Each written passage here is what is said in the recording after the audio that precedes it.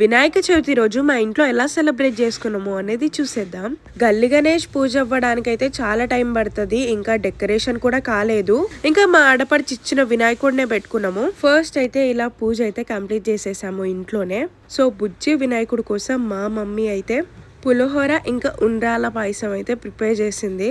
దాంతో పాటు మామిడికాయ పప్పు అండ్ మామిడికాయ చట్నీ కూడా చేసింది. మరి ఫెస్టివల్స్ అంటే ఈ మాత్రం స్పెషల్స్ ఉండాల్సిందే. ఈ అరిటాకులో తింటూ ఉంటే ఇంకా తినాలనిపిస్తుంది. సో ఇప్పుడైతే గల్లిగా గణేష్ పూజ చేస్తున్నాము. ఫస్ట్ డే అయితే మా మమ్మీ మా డాడీ పూజ చేపిస్తున్నారు. ఇక్కడ మళ్ళీ మా మమ్మీ అయితే ప్రసాదం ప్రిపేర్ చేసింది, బెల్లన్నం ఇంకా పులిహోర.